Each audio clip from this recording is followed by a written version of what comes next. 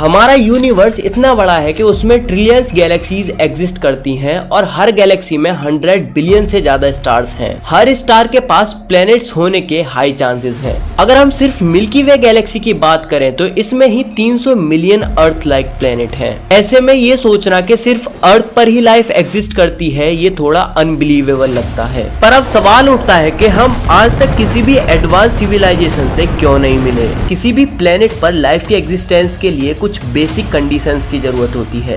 पहली condition liquid water, जो life के लिए एसेंशियल होता है।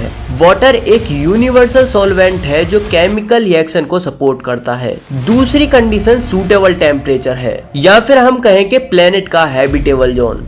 किसी भी प्लेनेट का हैबिटेबल जोन वो एरिया होता है जहां प्लेनेट का टेम्परेचर लाइफ को सपोर्ट करता है। एग्जाम्पल के लिए अर्थ, जो सन के हैबिटेबल जोन में ऑर्बिट करती है। पृथ्वी से 120 लाइट ईयर्स दूर साइंटिस्टों ने एक ऐसे प्लेनेट को डिस्कवर किया है जहां शायद लाइफ पहले से ही एग्जिस्ट कर रही होगी। K2-18 भी प्लेनेट अपने स्टार के हैबिटेबल जोन में ऑर्बिट करता है। अब आप सोच रहे होंगे कि स्टार के हैबिटेबल जोन में ऑर्बिट करने वाले तो और भी प्लेनेट्स हैं, जैसे Kepler 452b, Proxima Centauri B, या फिर ट्रैपिस्ट स्टार सिस्टम में मौजूद ट्रैपिस्ट DEF प्लेनेट। दरअसल K2-18 भी प्लेनेट इन सभी प्लेनेट से ज्यादा इंपॉर्टेंट इसलिए है क्योंकि वहां नासा के जेम्स वेब स्पेस टेलीस्कोप ने उस प्लेनेट के एटमॉस्फेयर में कार्बन बेस्ड मॉलिक्यूल्स को डिटेक्ट किया है। इन मॉलिक्यूल्स में मीथेन और कार्बन डाइऑक्साइड शामिल हैं। आपको जानकर हैरानी होगी कि ये मॉलिक्यूल्स अर्थ पर सिर्फ बायोलॉजिकल एक्टिविटीज से बनते हैं। फ्रैंक ड्रेक, जो एक अमेरिकन एस्ट्रोफिजिसिस्ट थे, उन्होंने एडवांस सिविलाइजेशन को खोजने के लिए एक इक्वेशन भी बनाई जिसे ड्रेक नाम दिया गया। अब प्रॉब्लम ये थी कि इस इक्वेशन के वेरिएबल्स की एग्जैक्ट वैल्यू हमें नहीं पता,